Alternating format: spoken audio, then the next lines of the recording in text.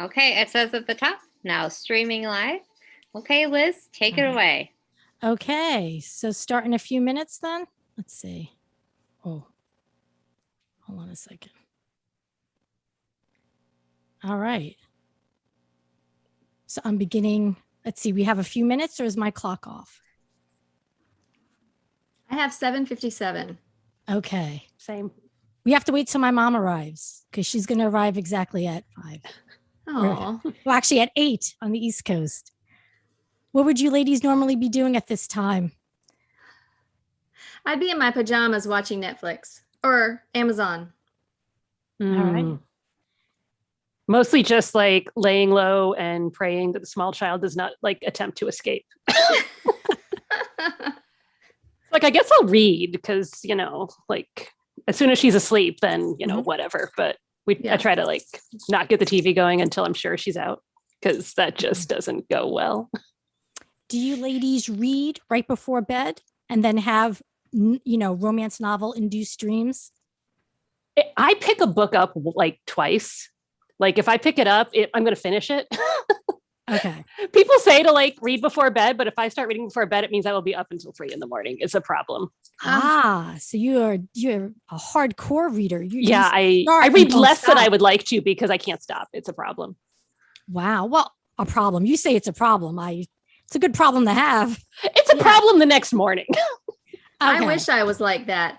I'll read and then I get tired. But I listen to a lot of audiobooks. That's how I get my books.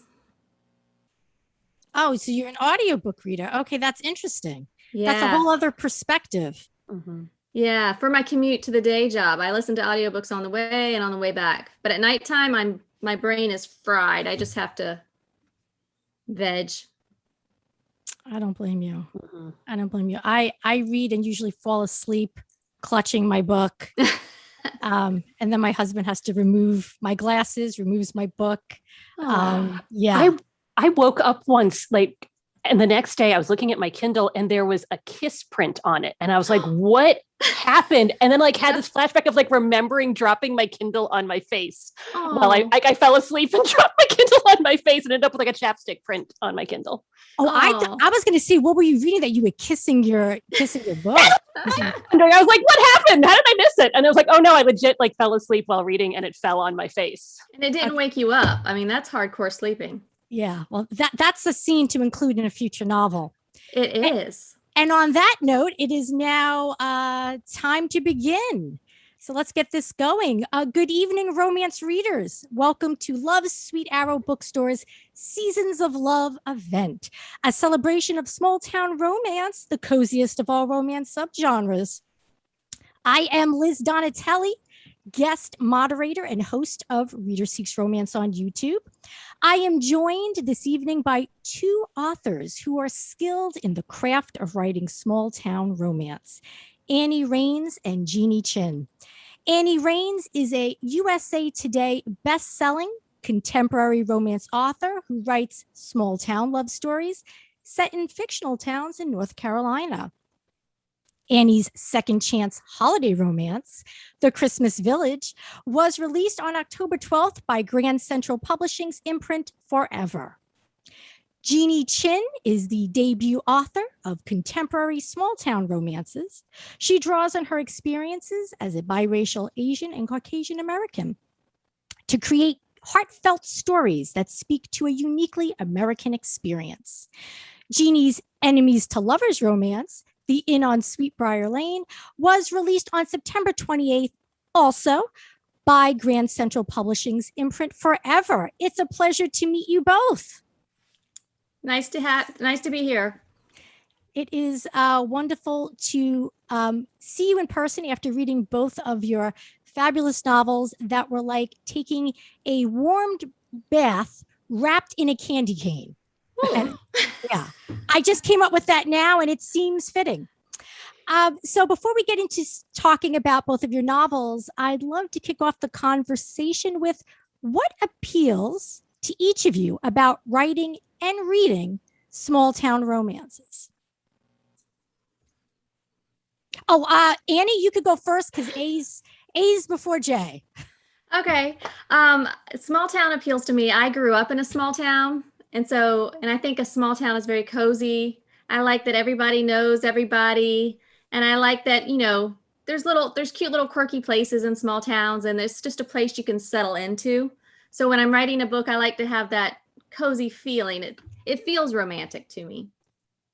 Okay. Jeannie, what's your take? What do you enjoy best? I feel very similarly. I feel like it's just one of the most wonderful escapist places to go. I was reading them and writing them before the pandemic, but I'm not going to lie, like right about when the world went kablooey is when I just dove in like wholeheartedly into small town, because it was just, the world outside, turning on the news is no fun, but like in there, everything's always good. Like it's all pumpkin lattes and neighbors who will pop in on you with a pie. And Right. like, I don't know. I mean, I would like a neighbor to pop in on me with a pie right about now. So Right? With their dog, always with their dog. with their dog. Yeah. Yes. I know I've like Love bucked that. the trend by putting a cat in my book, but Oh, I love that hopefully- though. Mhm. I have to say, no offense, Annie, I'm not a huge dog person. I don't hate dogs, but I would rather, of the two, cat or dog, I'd rather have a cat. So I kind of dug Sunny the cat Oh, I'm in glad. Jeannie's. But, I do love dogs. I don't want to Well, get I mean- anybody angry, but I just like it to be changed up because I've been reading a lot of dogs lately. Yeah. Spoiler I have alert. a cat and a dog, so. There is a That's dog true. in book. There is a dog in book 2. So spoiler alert. Okay. So Okay. I'm ambipetuous. Is that a word? No, definitely not. Okay. Well, it is now. It is now. You're an author, you get to make up your own words. Right? Yes. There has to be Yes, some benefits. That's right. So Annie, Jeannie, let's talk about your recent novels. As I mentioned, The Christmas Village and The Inn on Sweetbriar Lane. Give me your sharing an elevator with Oprah pitch. That's my version of the elevator pitch. So you're in the elevator with Oprah. Envision it. Go. Let's go with Jeannie first. Oh my goodness, I should have prepared this. Grumpy vet who is disillusioned with the world after getting back from overseas, moves into a small town, tries to open a bar. The innkeeper across the street does not know what on earth he is up to, and sparks fly. Oh, that was Good. good. Good. Oh, okay. Your turn, Annie. You're in the elevator with Oprah. Go. That's hard. Okay, so it's a second chance romance. Lucy lost her mother last Christmas, so she's very sad. She's living all alone in her mother's house because she inherited it. And she's trying to rent out the room above the garage, and it's her ex-fiance who broke her heart who wants to rent it out. And they joined the neighborhood decorating contest, and that's how they come together. And sparks fly. And Sparks, you just had a good job, both of you. I hope someday you're stuck in an elevator with Oprah. And Can we make that happen? Yeah. Hey, please, if I could do that, yeah, I'd be charging money for that skill.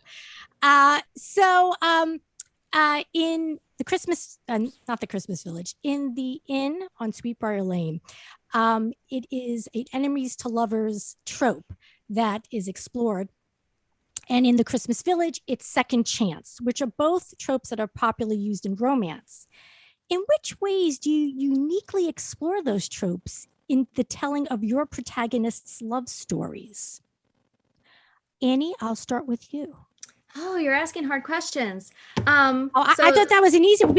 I could just give you an easier one if you'd like. And I'll give Jeannie all the hard ones. That totally works for me. Wait a minute.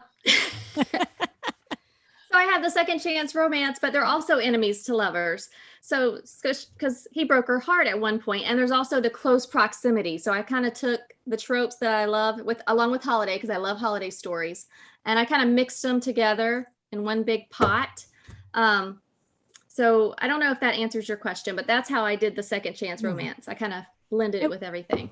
Do you feel like if you're going to write a holiday romance, you better have second chance because the holiday season is forgiving and it would work best with a second chance? Like, did those two in your mind go together? It's holidays, second chance, forgiveness, understanding, love.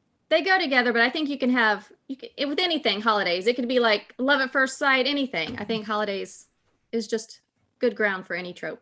Yeah. It lays that base for love. Yeah, for sure. Okay, Jeannie. So as far as your enemies to lovers, and it's an intense enemies to lovers. They start out yeah. really not digging each other. Yeah, Yeah. for sure. Yeah. So how were you able to take the trope and kind of uniquely make it your own for June and Clay's love story? I think that what was probably the most important thing was the fact that deep down they were both really good people who just had to get past what they initially thought of each other and expected of each other to realize this like grudging respect that becomes not just respect, but I mean, they started with completely opposite goals. You know, he's like using a jackhammer at 8 a.m. and she's running an inn and her patrons are not real fond of that. So they really have some things they need to work out. But then it turns out that they can't, it's not just that they're like butting heads, but they actually can help each other. So the fact that they find something in each other that's not just something to respect, but something where they can each make the other better and each help each other's business and help each other grow as people. So right. Like that's sort of like Pride and Prejudice. You know, they start out thinking that the other one, it's so like never compare your book to Pride and Prejudice because you will never win that contest. But, you know, their first impressions are just so completely wrong. And once they get to realize what's underneath that is when the magic happens. Right, right. Now, Annie, in the Christmas Village, and I'm going to try to say the titles as much as possible because this is a bookstore crowd joining us tonight, and I want to make sure that they know exactly what they're looking for when they purchase your books online or visit Love Sweet Arrow in person. So in the Christmas Village, Annie, Lucy and Miles reconnect through this, in part, through the Merriest Lawn contest. And you'll get a chance to explain that in a second. And in the inn on Sweetbriar Lane, June and Clay are involved in this pumpkin festival. Well, the whole town's involved in the pumpkin festival. First of all, I'd want to know how much fun each of you had in coming up with the idea for those particular events. And would you say that featuring a community happening is a must-have in small town romances? So I'm going to start with Annie, being I mentioned you first. Oh, I had a lot of fun. I thought the Christmas lawn decoration contest was just so much fun. Any kind of contest and competition. And I love to bring the community together with one of those activities. Like I always love, and I think it's really, you see it a lot in small towns, the festivals or, you know, the get-togethers on Friday nights, you know, anything like that. It's just a lot of fun for me. And then with the Merriest Lawn contest, then I had somebody who was stealing pieces of the Christmas Crankster. And so I just had a lot of fun with it. I thought it was fun. Cool. Jeannie, the Pumpkin Festival, how fun was that coming up? Oh, I mean, super, super fun. I mean, welcome to my pumpkinporium. I mean, it's just a fun thing to have everybody around. Like I currently live in upstate New York. I used to live in North Carolina where the book is set. But like the fall festivals are just some of the most fun. You know, we're all like ready to be done with summer heat. We're just ready for all things cozy. So I loved doing that. I don't think that the festival necessarily has to be a must, but my goodness, what a wasted opportunity to like not have a big community event in a small town book. I think one of my favorite things about the small town books are like all the quirky side characters and just finding a way to bring them all onto the same page at the same time around the same cause just gives me the warm fuzzies inside. So I love to be able to include something like that. Oh, yeah. I think a lot of times I enjoy the small town romances more, or I'm attracted to them more when I know that there's an event happening. Because I'm like, oh, that's when stuff goes down. That's when, you know, people kiss behind the gazebo, you know, stuff like that. I'm obsessed with gazebos, and I'll probably mention it periodically because small town and gazebo, in my mind, it works. Making notes for book 3. Yeah. There's one on my cover. Yes. Gazebo. Yes, I know you have a gazebo, more so than Jeannie. Jeannie, I think you have one mention of gazebo, but Annie's got the gazebo happening. So if you like gazebos like I do, check it out. Check out the Christmas Village. So this is a good segue into North Carolina. You just mentioned, Annie, you live in North Carolina. Jeannie, I just learned that you're originally from North Carolina. You live in upstate New York. Both of your novels are set in North Carolina.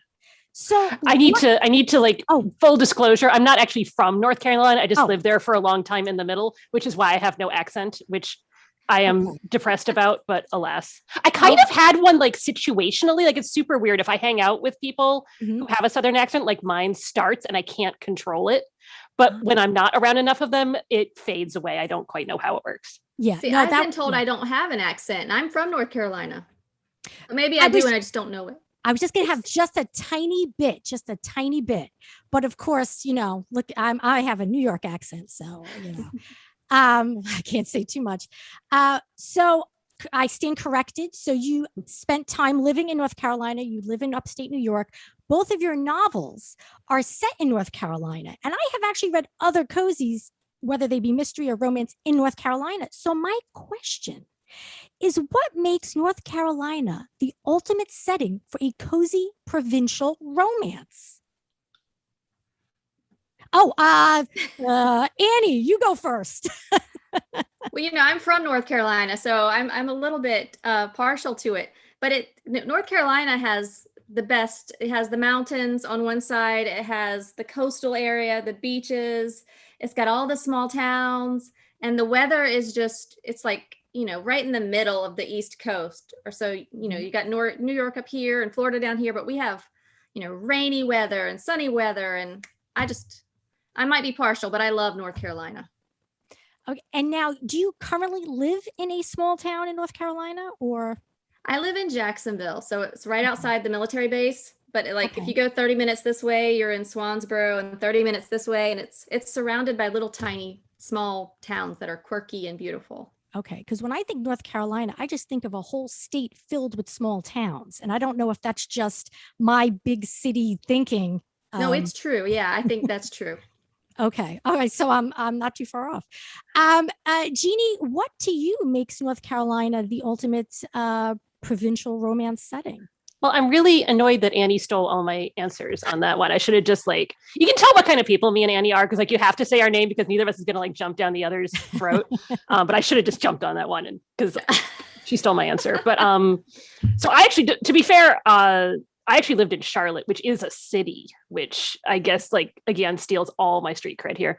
But we used to go on vacations up toward Grandfather Mountain, out in the mountains of there. And I just thought of it, it's beautiful. You feel like you're in the middle of nowhere, and yet there's still all these little breweries, and it was just again the perfect escape. And so when I wanted to write an escape book, it was well, where am I going to set it except where I used to love to go to escape? Right.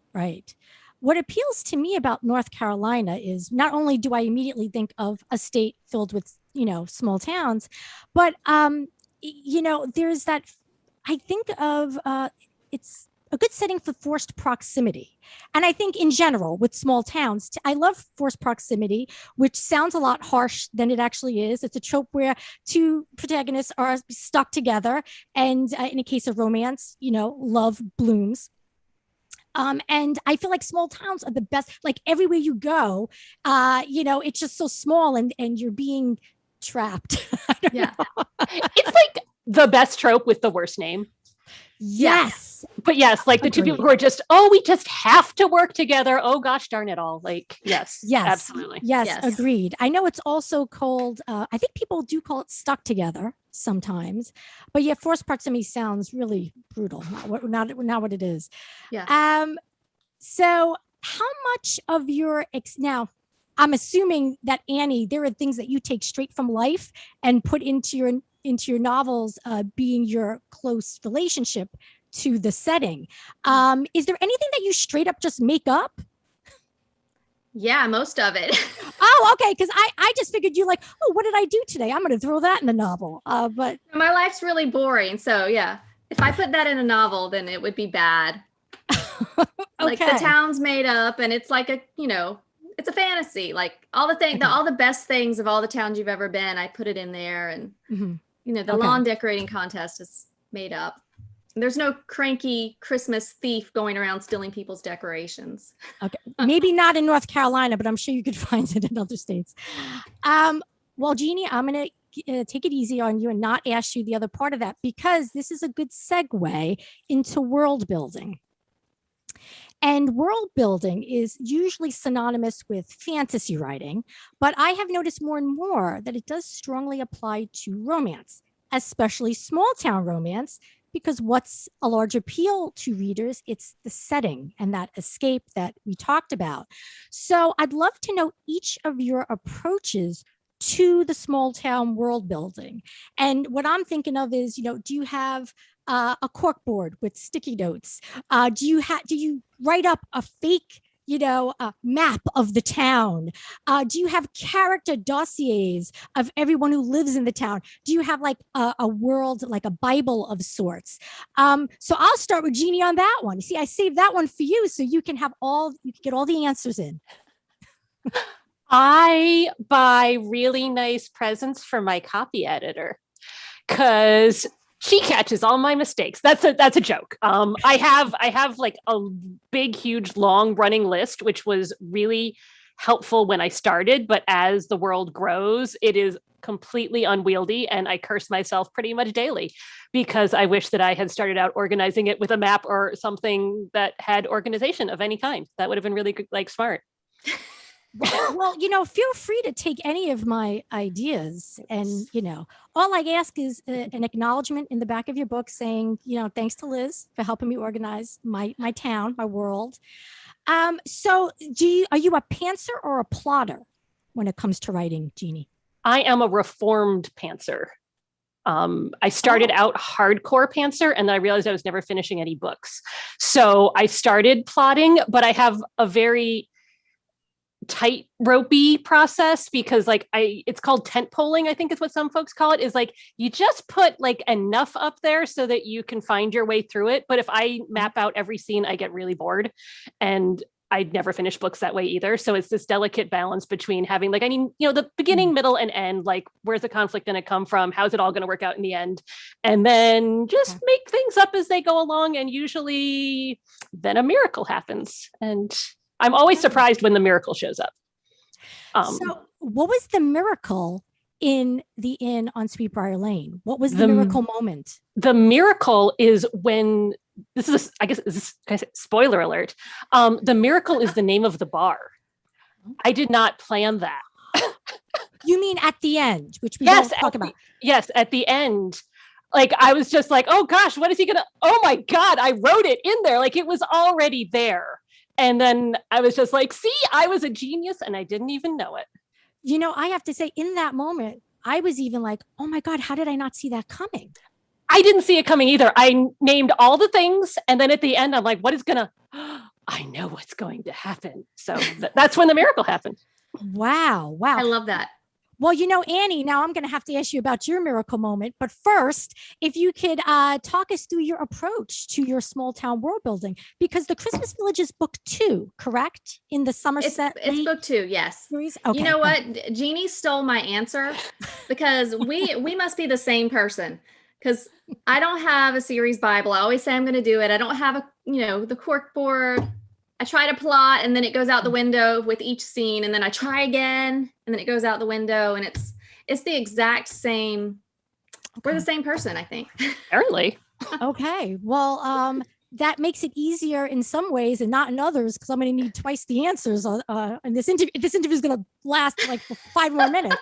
So, but that's good because I can think on my feet. So now, can you identify, being you're the same person, Annie and Jeannie, Annie, do you identify with that miracle moment that Jeannie just mentioned?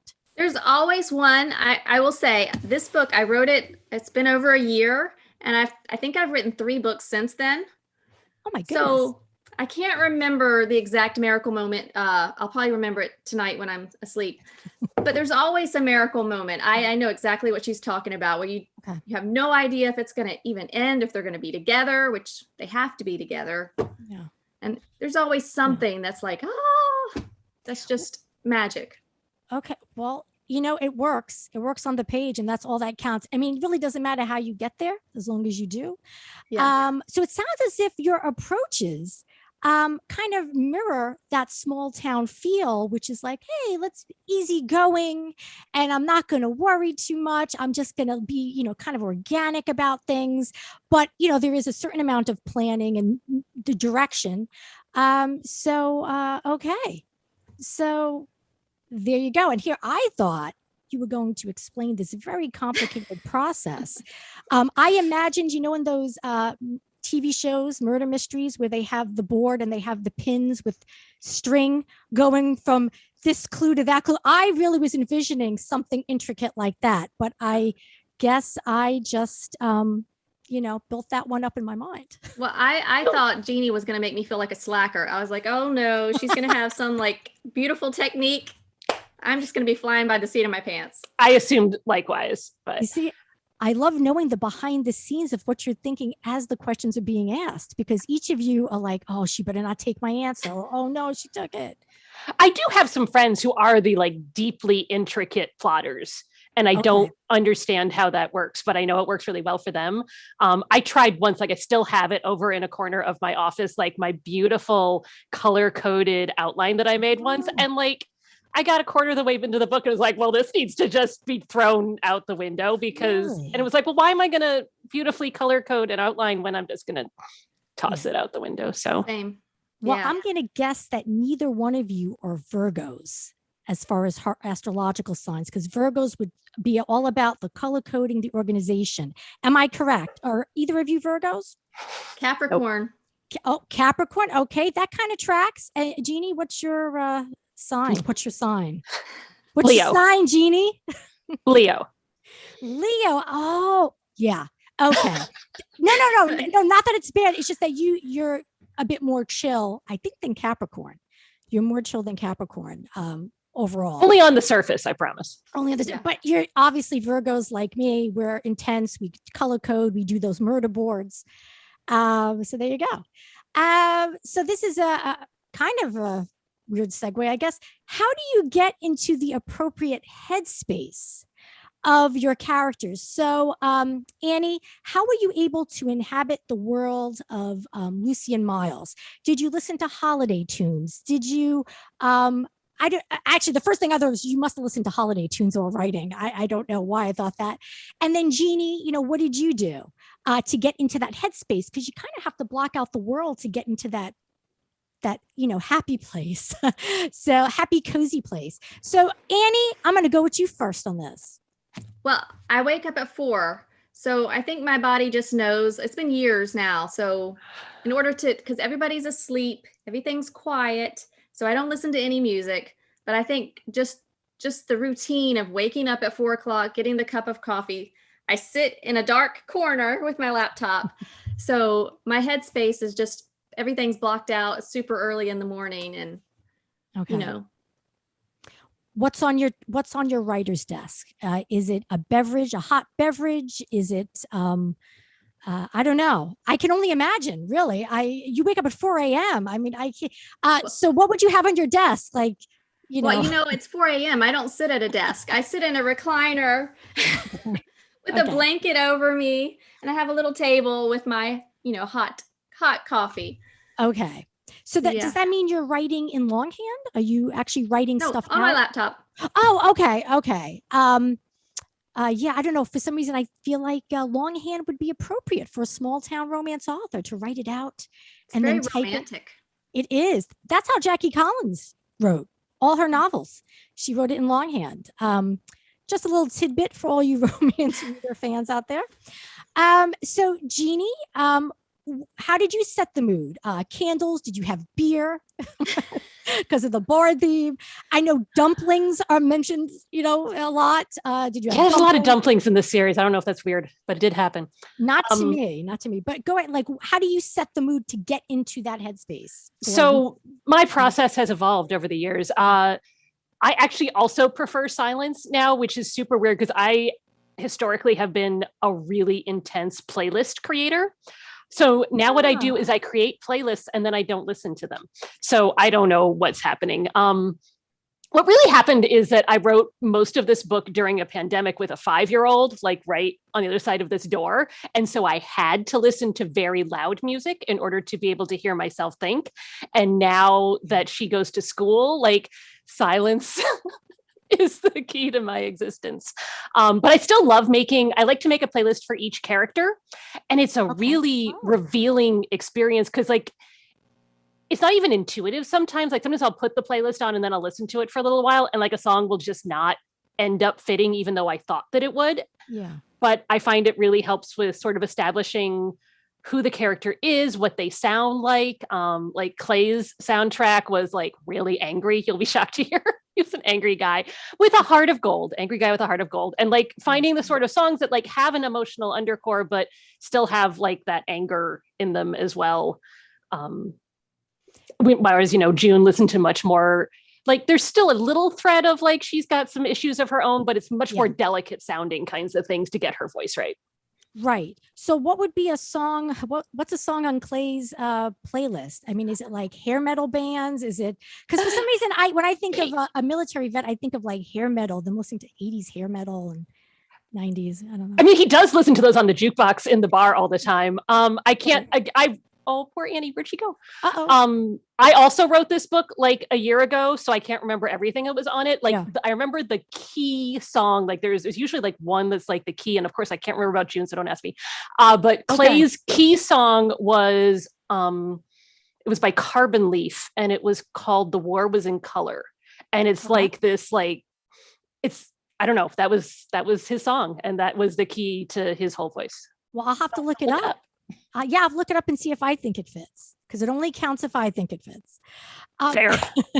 And I would say June probably listens to like top 40 hits or something. Yes, or but Adele, like maybe Adele. She was like kind of an Ingrid Michaelson kind of girl. Okay. All right. So yeah, but Adele would probably fit on her list too. But yeah. All right. That's interesting. So you would say that songs and music kind of gets you going, kind of gets you there where you need to go. They help remind me of where I need to go. Like if one of the reasons why I love having playlists, even if I don't listen to them, is, oh my gosh, they're amazing for revisions. Because when you revise your book, like usually you turned it in 3 months ago and you started writing another book and you have no idea. I at least have no idea what happened in the book by the time I get to revisions. Okay. And so if I have a playlist already set to go that I listened to while I was writing the book originally, then when it comes time to revise it, being able to put that back on definitely helps slip back into character. That is interesting. Have you ever tried music, Annie? Has that ever been part of the process at any point? Because it seems like an interesting, way to get into writing. Yeah, I'll pick a theme song sometimes, and it will be like, it won't be on purpose. It'll be, I'm driving in the car and then something comes on and I'm like, yes. And then I'll listen to it over and over and over again. But I always write with just silence, because I get too distracted. I want to sing along with it. And then that's how I am. It's hard for me to listen to music when I need to do something, because I agree. When you first started saying I'm in the car driving, I thought you were singing a song that you would sing to yourself for some reason, because the way you're like, I'm in the car driving, I thought you were getting ready to sing something. You don't want me to do that. Boy. So I just had you both have mentioned revisions a few times. And editors play a large role in, the creation of a novel. It takes a village. I mean, the author is one person, obviously. I like to think of as the main person, on the writing project, but editors are involved. Is there anything that your editors made you cut out and I'm going to go a little further, that you really didn't want to let go of, but you ended up doing because it was best for the novel in the long run? So is there anything on the cutting room floor? Let's see. Annie, you look like you might be ready to answer. Well, it's been a year, so I don't know. Okay.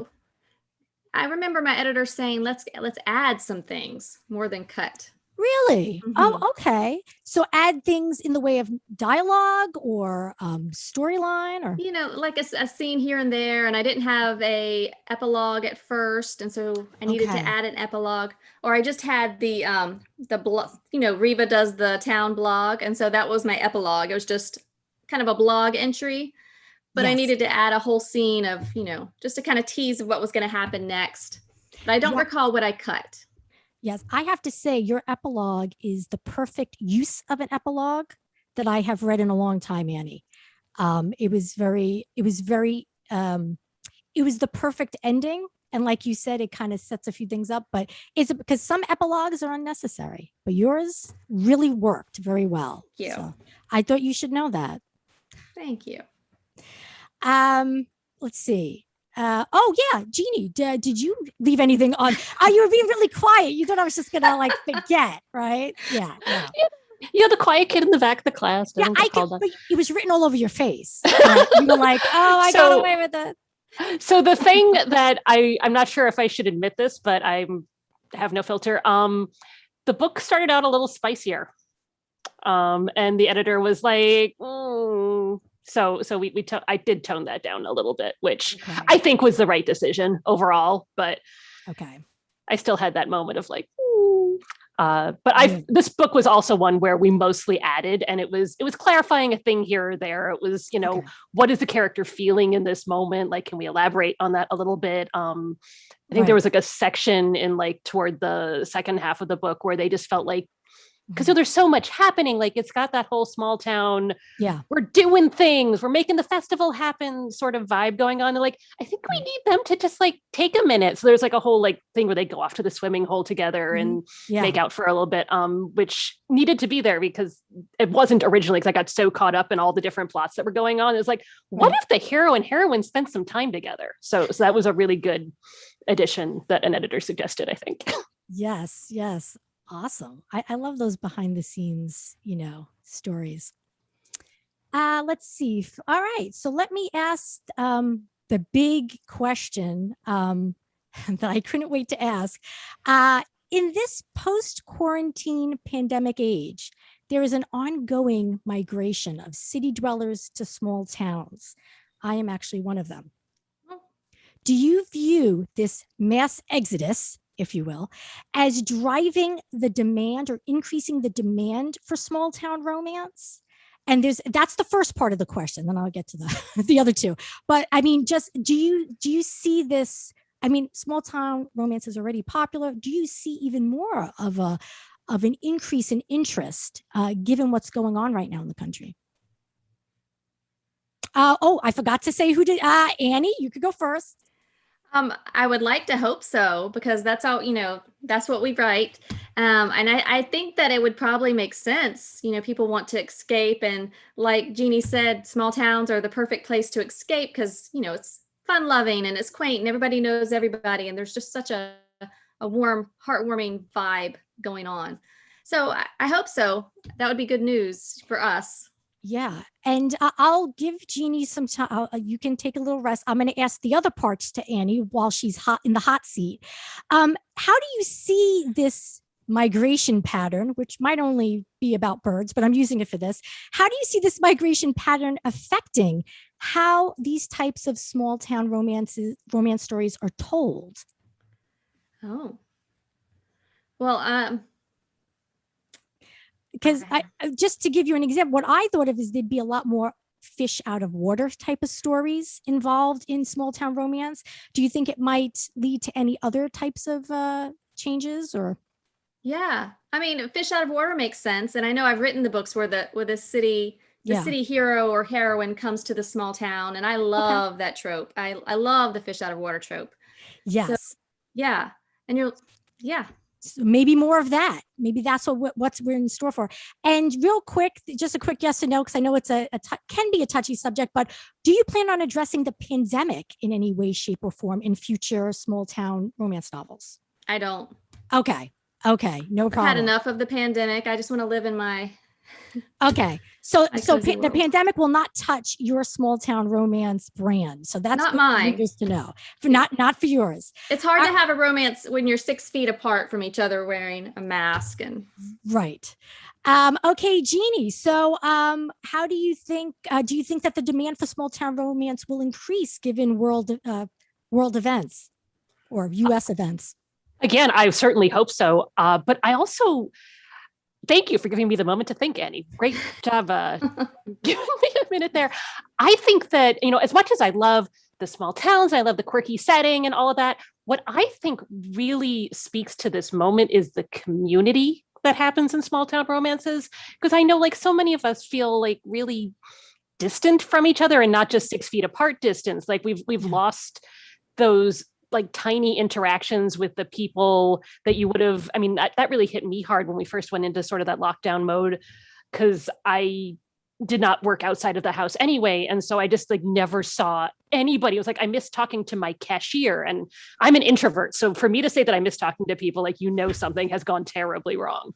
But I think that I at least was really hungry for that sense of community that I think really lives and flourishes in small town romances. And I don't think there's any end in sight of people searching for community in these difficult times.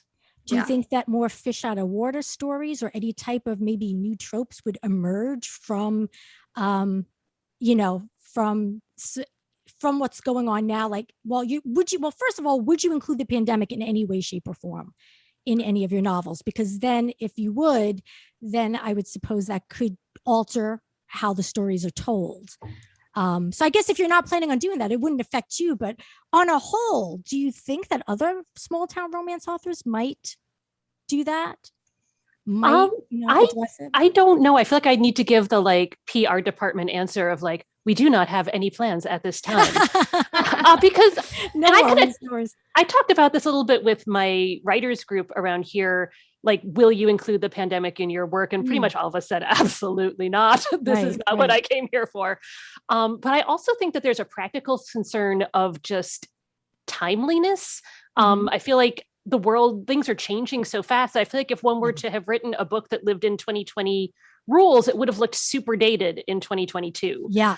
And I just feel like none of us know how this is all going to sort out yet.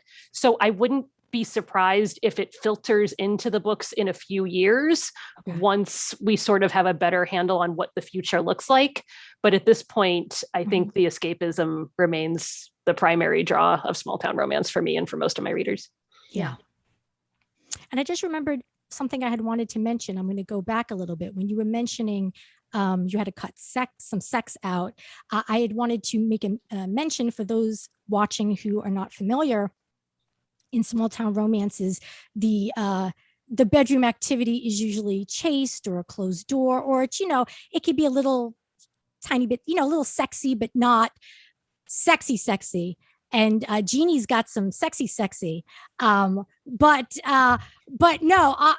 within the realms of good taste and everything. Nobody has to freak out like, oh, what did Jeannie write?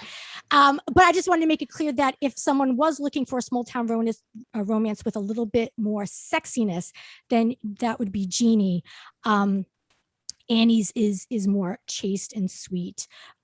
So just, for people who want to purchase either of their books, The Christmas Village or the End or the Inn, I was going to say on Strawberry Lane. I think that's a good one. It is. Feel free to use it. I'll put you in the dedication. That's all I ask. Okay, so let me take you on a journey through a fun segment real quick. And then there'll be some, I believe Marissa will be forwarding me some questions from the audience. So this is a quick this or that small town edition. I will tell who goes who, when. So I'm going to start with Annie. A is, front of the alphabet.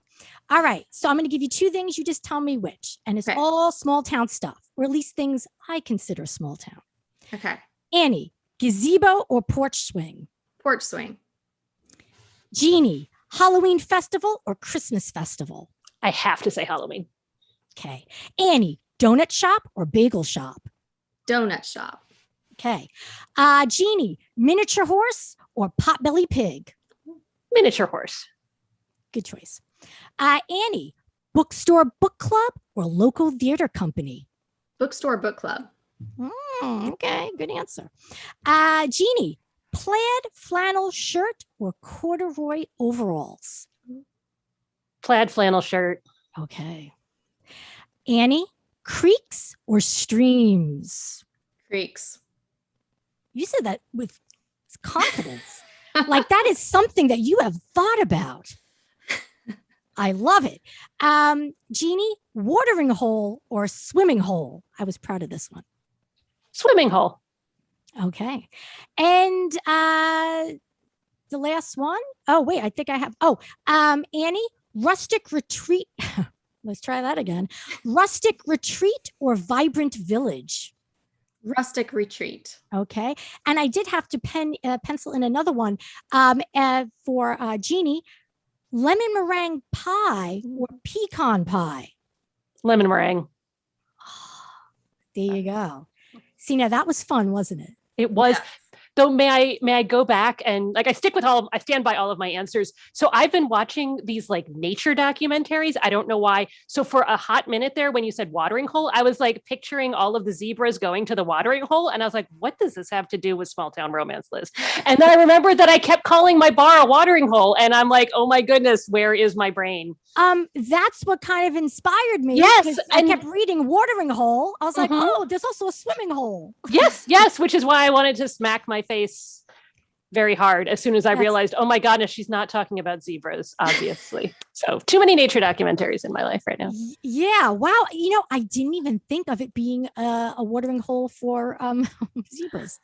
Go figure. Okay. So I'm trying to get my kid to watch something that's not a cartoon. It's not going well. Oh, really? Yeah, good luck with that. Okay, so we have a question from the audience. Kat C has a question. What's a trope you love to read but haven't had a chance to write yet? Oh, Jeannie, you can go. I'm thinking through my list of tropes right now. I'll go ahead and say fish out of water. I guess Clay's sort of a fish out of water, but I'm thinking like the city slicker fish out of water. I haven't written a city slicker fish out of water, and those are so fun. Oh, okay. So someone from the city moving to a small town. Mhm. Got it. Okay. Annie, what's a trope that you love to read but haven't had a chance to write yet? Well, I've written a lot, but I haven't written any shapeshifters yet. So I don't read a lot of shapeshifters, but it's a trope I haven't written yet. Okay, if you were doing a shapeshifter, what would it be? What would be the animal, or what would be the shape? Oh, I don't know, a unicorn. There you go. That is Mermaid. that's the only answer to that question, because I've said repeatedly I want to see some unicorn shapeshifters. So we're on the same page, and you have to write it. I will read it. Okay. And me and Jeannie will read it. And Kat C also has another question. What subgenre of romance do you enjoy most after small town contemporary? Wait, Annie, you go this time. Oh my goodness. So what subgenre of romance do I enjoy most? What do you enjoy after, of course, small town contemporary, assuming that is your favorite? So what's your favorite after that? Second favorite. I like romantic suspense. So I think a good suspense is good. Uh-huh. Yeah, okay. Yeah, I dig it. Jeannie. I like, and this again just goes to my like desire to like leave this earth. Like I love paranormal romance. Okay. Just getting as far away from reality as physically possible. All right. Right on. Well, there you go. Thank you, Kat C, for your very thoughtful questions. And I have an additional question. Are there any other small town romance authors who you read or would like to recommend? Jeannie, you go first. I'll just list the two I have read most recently, and That they works. are Jenny Holiday. Her like Mermaid in, I think, is it Matchmaker Bay is the series, and the one I just read is Mermaid Inn, and it was adorable. And Reese Ryan. All right, Reese Yes. Ryan. Yeah, she's up there. Annie, you're shaking your head. Reese Ryan is up there for you too. Yes, and Jenny Holiday. And I love Rand Thane. So she's one of my favorites. The Haven Point series is magic for me. Awesome. Well, thank you for those book recs. And while you were doing that, Dana in the audience is asking, what's a small town? Actually, what's a small town romance you've read recently and loved? And I believe, no, you guys were just talking about. Actually, yeah. Did you already answered that, right, Jeannie? A small town romance that you recently read and loved? Oh, no. Yep, Mermaid You Inn, did. Jenny Holiday, loved it. That's right. Yeah, that's what I thought, because I was getting confused with something else. The other voices in my head. Annie, what's a small town romance that you read recently and loved? Is there anything of Reese's? I know Reese recently had, I believe, a new novel come out. She did, and I can't remember the name of it. I have a novella in the back of it. Yeah, but I can't remember the name of it, but it's a great, great book, and I loved it. I love the Jenny Holiday series. She's a wonderful writer. I've been reading a lot of women's fiction lately and thrillers lately. So I Okay. would definitely recommend Reese Ryan. Okay, and Marissa at Love Sweet Arrow just informed me that the name of the book you're looking for is Second Chance on Cypress Lane. Yes. Which I believe I did have it. It was on my bookshelf before. So thank you, Marissa, for that. And I will say the small town romances that I recently enjoyed were The Christmas Village by Annie Raines and The Inn on Sweetbriar Lane by Jeannie Chin. Please support Love Sweet Arrow. It is my most favorite bookstore in the world. I order from them whenever I get a chance to financially. So do it. They're a fantastic mother-daughter duo. And we still have some more time. So actually, I'm going to ask a question that I decided to leave to the end in case we had more time. And this is about the blurbs on the book covers. So I have them here. I'll just read right from the book, even though I did type it out. So, Jeannie, The Inn on Sweetbriar Lane, you received a blurb from Christina Lauren, which is a mega best-selling romance duo, and a must-read voice in romance. So when you heard that Christina Lauren gave you this endorsement, and it's on the cover of your book, what was your reaction? Were they on your wish list of authors to get a blurb from? I mean, how excited were you? I mean, is there anyone who doesn't have them on their list? I think it was passing out on the floor mostly. Okay. Of just like excitement and disbelief. So really, do you feel, I mean, when you receive praise, like a book blurb or a good review, is it validating? Is it scary? Because then you feel like, oh, now my next book has to even top that. I have to stay on top. Like, what are the feelings? What are the emotions that you go through? It's a little bit of all of them, probably in a rough sequential order. I'm one of those people who immediately has the, oh my goodness, this is amazing. And then the like, don't let it get to your head follows approximately 2 seconds later. So okay. Upsy downsy. Wow. Yeah. Wow. But very exciting and very humbling. And yeah, tiny bit terrifying. Awesome. Okay, Annie. So the book blurb on your cover is from Brenda Novak, who is a New York Times, USA Today, best-selling author. She's in the big leagues. And her blurb is Annie Raines puts her heart in every word. So do you know Brenda? I mean, did you ask her, hey, can you read and give a blurb? Was this a surprise? Like what? Well, I didn't ask her. My editor asked her. So my editor is friends with Brenda, and she asked her. But I do know Brenda now, and she's a wonderful person, and it's wonderful to have a recommendation from her. Like Jeannie said, it's humbling and it's amazing, and then at the same time, you feel like you have to keep getting better and better. Okay, so there's a little bit of stress or anxiety that follows. Yeah. Okay. Yeah. Yeah. Well, I ask because as a Virgo, that's our MO is, the praise is like a double-sided, Yeah. I feel like issue. You get this little like excitement off of anything. And then automatically it's like, oh, but Right. Now Yeah. I've got the pressure. I can understand that. And we still have a little bit more time. So luckily I have, unless my clock is wrong, which could be, but a question that I ask a lot on my show, Reader Seeks Romance, is what's the first romance novel you ever read? So talk about putting you on the spot, huh? And Annie seems pretty cool and collected. So I'm going to go to her. I think she might have an answer. Well, in high school, I discovered Danielle Steele. So I don't know if she was my first, but I like one after another. I think I spent years going through because she's got so many books. Mm-hmm. So Danielle Steele and Susan Elizabeth Phillips were right there on my first reads. Wow, nice. Do you know Susan? Have you met her over the years through the? Okay.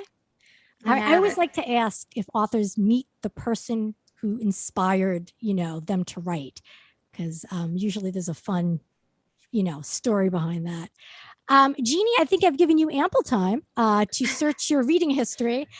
So what is the first romance novel that you ever read? Well, I'm trying to think of what would be the first, because like I'm sure I snuck some at some point, but it would have been very snuck.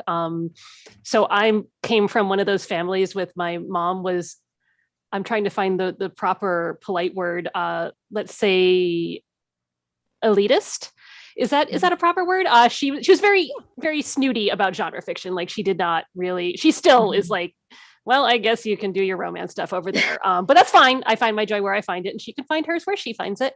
But so I actually think that the first like proper romance novel I read, this is very embarrassing to say, I think it was the J.R. Ward like Lover, like all the Black Dagger Brother books, because I made some friends. Like I grew up in the sciences and I didn't have a whole lot of friends who were women when I was younger. And in my late 20s, I fell in with this group of women and they were like, oh my God, you have to read this. And I'm like, romance? I don't know about that. And then I picked it up and here we are. I fell in love. If J.R. Ward was your introduction to romance, good Lord, like that's some heavy, I mean, whew. This is where I'm saying that, like, you know, we had to tone down the scenes, and they still are a little spicier than some of the small town romances.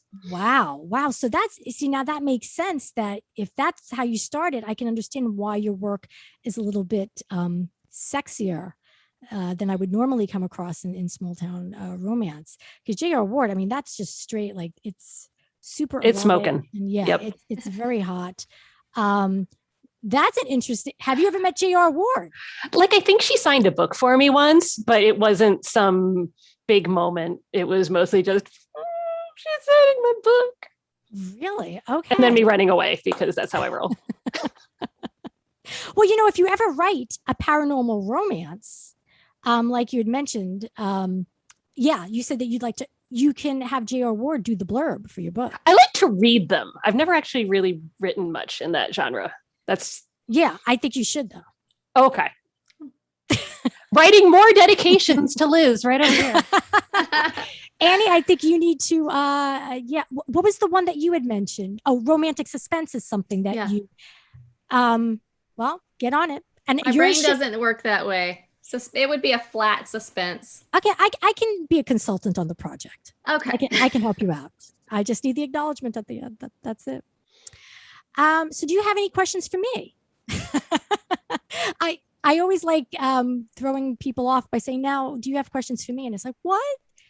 I'm joking, unless you actually do have a question. But I love your shirt and I love your haircut. So I've been admiring you. Every time it's Jeannie's turn, I'm like, oh, I like her hair. I like her. Thank you. And your wallpaper.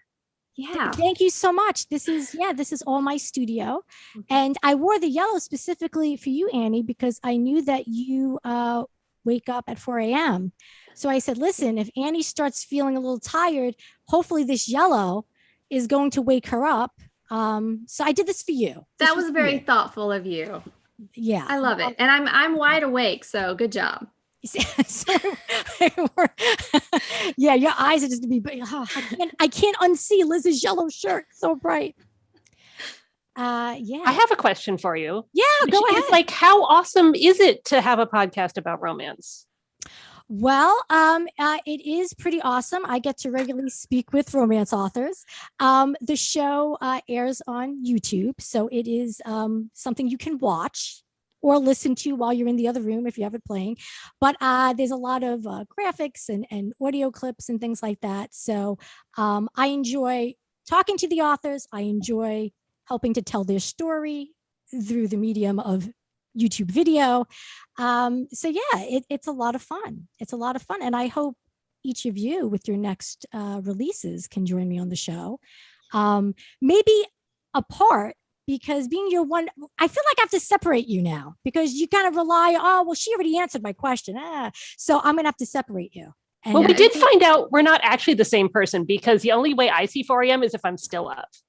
So okay, so that's the. So we can be the same person. We can tag in and out. Like Annie will go to bed and I'll get up, and it'll all work out. Wait, I was going to say my name is actually in your name, so you just added JE, and then I know. Yeah, Mind blown. You need a celebrity author name, so it'd be it would just be Jeannie or Gianni. Gianni. I don't know. Do you have any closing comments about small town romance? I mean, something I didn't ask is, do you have, other small town romance authors that you chat with? Are you kind of an island unto yourself as far as, that goes? You're waiting to see who. Okay, Jeannie. I love running into Annie whenever I go to a conference. Like, she's super fun to talk to. Oh, I didn't know you know each other then. Yeah. We're not like besties, but you're always one of the friendliest faces that I ever see at a conference. So lovely Oh, to see your face again after, a year and a half. we had lunch together about a year and a half ago. Was it Mhm. New York? Yep. In New York. Oh, Mhm. that's awesome. That's Yeah. awesome. Okay, so you have a community, at least with the both of you. So that's good. That's awesome. You need Yeah. community. And I have a group of writer friends, Tiff Marcello and Rachel Lacey and April Hunt and Jeanette I never say the name because my Esquidillo or Esquidero, she's going to kill me for not saying her name right. Okay. Well, Also known as been Sydney nice Houston. knowing you. There's that romantic, or that not romantic, but there's that suspense. Yes, yes. Jeannie, you have any shout outs? Any author shout outs? I feel like I'm a radio DJ. I do have shout outs. I do have a wonderful writer group here, and approximately none of them write small town romance. Jean C. Gordon writes sort of like sweet and a little bit of inspi, but I mostly hang out with like K.A. Mitchell, which also like ruins my ability to write non-sexy books. So Okay. All right. Well, I'm going to wrap things up because I have a little bit of an outro to deliver. First of all, thank you, Annie and Jeannie, for your time and enthusiasm about all things small town Let's try that again. We have time. Thank you, Annie and Jeannie, for your time and enthusiasm about all things small town romance. Thank you to Love Sweet Arrow for hosting. Thank you to Estelle Halleck and Dana Quadrado at Forever Publishing for coordinating, putting together Seasons of Love. Don't forget, if you're watching this, check out, go to Love Sweet Arrow, lovesweetarrow.com, it should be, to purchase the books of these lovely authors, The Christmas Village at the Inn on Sweetbriar Lane. So be well and good night. And happy reading to one and all. It's been great knowing you, ladies.